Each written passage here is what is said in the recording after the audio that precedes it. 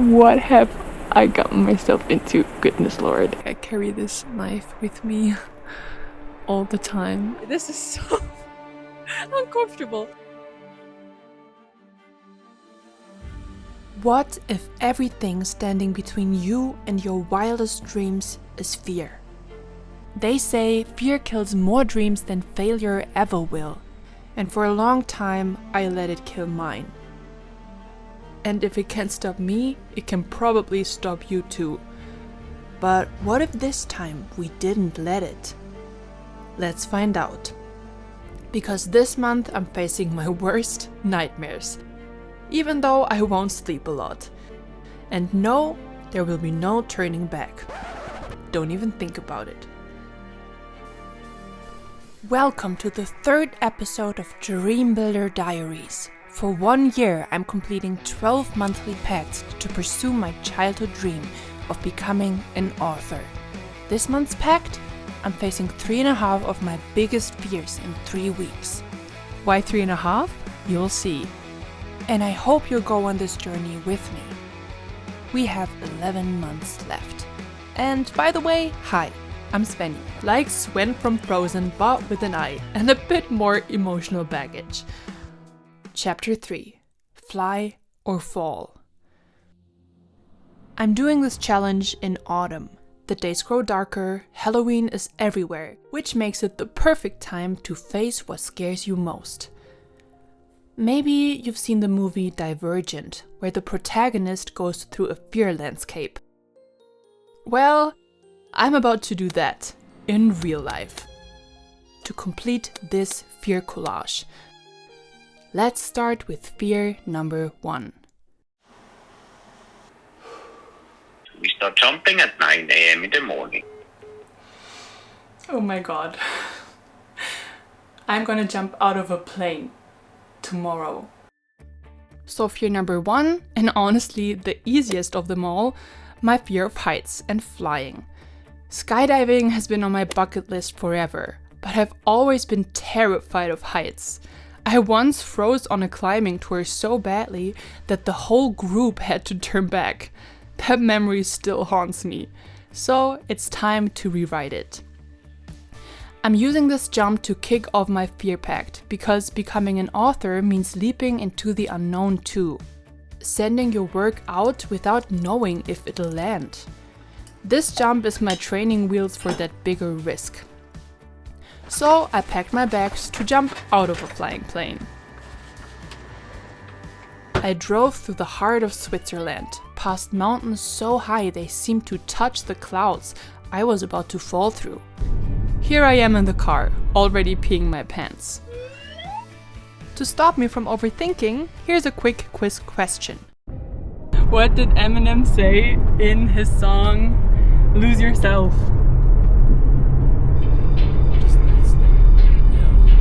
His palms are sweaty, knees weak, arms are heavy. That's exactly how I feel. Then I finally arrived. The calm mountains were replaced by a room full of parachutes and people who seemed way too relaxed for what was about to happen. For them, this is just another Tuesday. For me, it's the apocalypse. And then I watched them fall like badass dragons from the sky. One part of me whispered, I want to do this too. The other part screamed, oh my god, we're all gonna crash and burn. Building my dreams feels the same way. One part of me knows I have to do this. The other part is sure everything will go wrong. That's when it hit me. Fear isn't always rational. It's not a mathematician, it's a storyteller. So it kind of already has my dream job. It sees uncertainty and fills in the blanks with worst case scenarios. And I think that's exactly what happens when you pursue a dream. You start hearing stories. You'll fail, you'll disappoint people, you'll never be good enough. So today I'm practicing something small but powerful. Questioning that story. Not to erase fear, but to stop letting it write my life. In order to do that, I needed to learn more about fear and what helps us face it. In Science Meets Story, where we mix research with real life. I've been reading Fear Less by Dr. Pippa Grange, who is, by the way, our scientist of the month. She explains that fear comes in different forms. In the mentioned movie Divergent, there are 2 stages, physical and mental. It's the same in our case. There's in the moment fear and the deeper fear underneath. In the moment fear is the immediate physical fear you feel right in a situation. And not good enough fear is the fear of not being worthy, being judged. It can sit in the background for years, quietly shaping your choices. It doesn't matter how accomplished you are in your career, how far you've got, almost all of us have some not good enough fear kicking around. These type of fears need different tools. In the moment fear is often faster to work with than not good enough fear, because it's time limited and tied to action. So I'm starting there, building up to the harder ones. Because skydiving, you guessed it, is an in-the-moment fear. But it has a lot in common with my not good enough fears around becoming an author. In both cases, it's the fear of the unknown, the fear of falling. And in both cases, there's only one way to find out if you can fly. You have to jump. So, I'm gonna jump. After 1 hour of waiting and my pee my pants barometer rising like the plane I was about to enter, it was finally time. Putting on the skydiving outfit felt like putting on armor. Ready for battle. We got a short introduction that helped a little, because they do have a backup parachute and an automatic system that opens the parachute when the tandem master can't. Now it was real, but I don't wanna let that fear stop me from doing amazing things. Yeah, awesome. Let's fight your fear. I wish you good luck. Thank you so much. I'm excited. I was excited, but still peeing my pants. Then it got serious. We walked to the plane. Each step felt heavier, but I kept telling myself, these people do this every single day. My tandem master Vitor has done over 20,000 jumps and started when he was just 15. If he can do this every day, I can do it once, right? You know the typical fear responses? Fight, flight, freeze, fawn? I wanted to do all of them, but I chose the 5th F. Face. Because if I walk away now, I already know what happens. I'll be safe. And I'll regret it. Time to board the plane. Great. Nothing like a graceful entrance before falling from 4,000 meters. As the plane lifted off, everything below us started to shrink. Houses turned into toy blocks. The world started to look like a surreal painting. It was almost peaceful, which is ironic because my brain definitely wasn't. Everyone else looked like they were about to nap, and I was silently screaming. This isn't just about my fear of heights. This is exactly how I feel when I think about sending my book out. The same voice that says, "Don't jump," also says, "Don't submit it. Don't let people see what you made." The plane slowed down. I watched other jumpers disappear into the abyss below us. And then it was my turn. Nerves on the edge. Feet over the edge.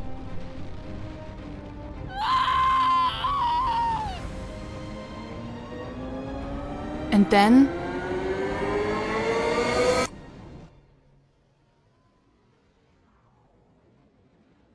weightlessness.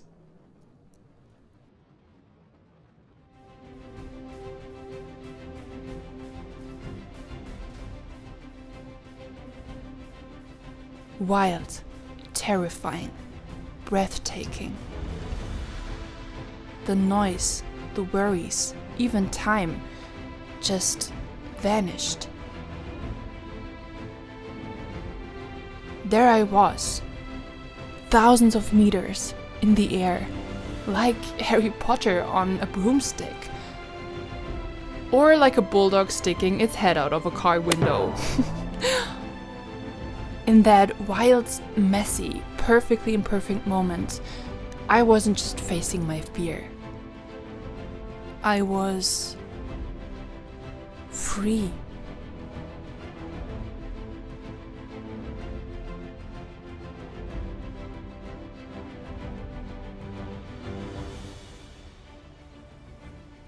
I realized something up there. Going after your dreams is kind of like jumping out of a plane. You don't know if you'll fly or crash, if people will cheer or laugh when you fall. But like skydiving, it's a risk you can make a calculated one. Because even if things go wrong, you can have a backup parachute, a safety net.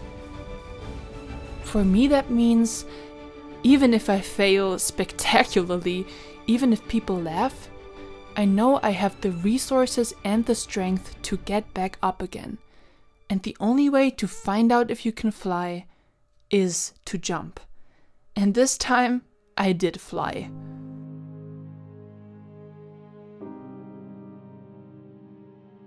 And I learned a lesson I didn't expect. You don't face fear with courage alone. You need trust. Trust in yourself that you can survive the fall. Trust in others that they will have your back. And trust in the process, that setbacks and detours are part of the journey. And trust isn't always something you just have. It's something you build. Every time you face a fear and don't back down, you lay another brick. Until one day you've built something solid enough to stand on. Not because you're fearless, but because you finally trust yourself to do it with the fear.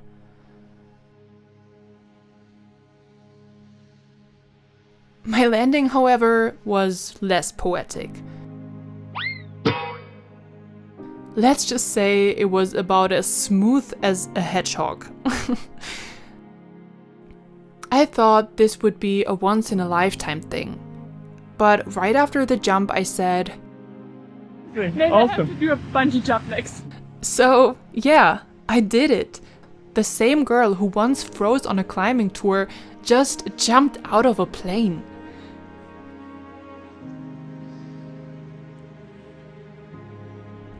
I didn't do a bungee jump next, but I did fly over the Swiss Alps in a small plane. This time without jumping. Every time the plane wobbled, my whole body tensed up. But the pilot was so chill, like he was watching his favorite Netflix show, that something in me shifted. My heart didn't race because of panic. It raced because of gratitude. Because I got to fly, to see the world from this magical perspective. What a gift! And in that moment, fear turned into bliss.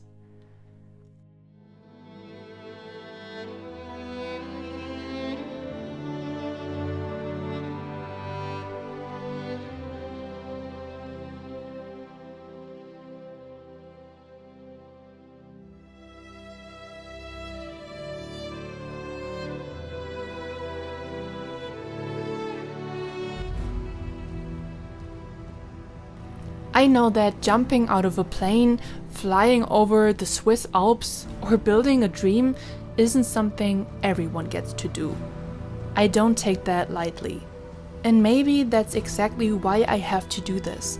Because when life gives you a gift, time, health, freedom, peace, you can either ignore it or you can honor it. And honoring it doesn't have to mean burning yourself out for something that drains you. To me, honoring it means creating something true, Something that lights you up and hopefully lights someone else up too. That's why I jumped. That's why I'm doing this experiment. Not because I take life for granted, but because I finally don't.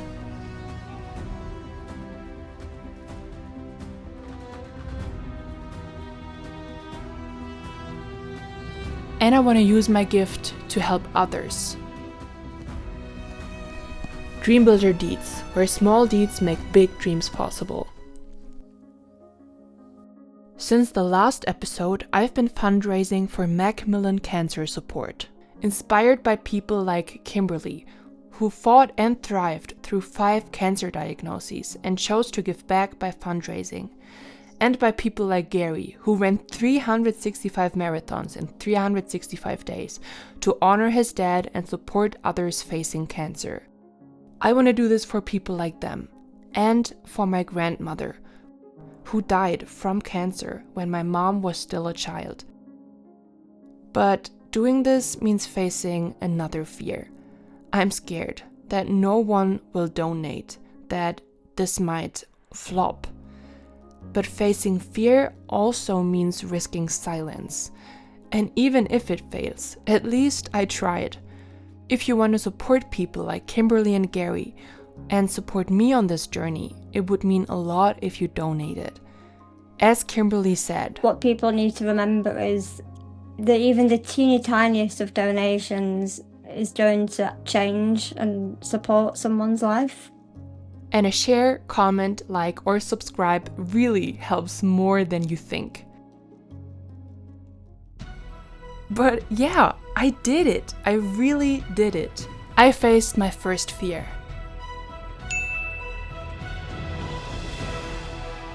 2.5 left to go. And it's only going to get harder from here. But I think I'm ready for the next one. Or am I? I feel like an idiot. Oh god, was that a noise? What fear do you need to face next? If you faced a fear of your own, send me a message or a video.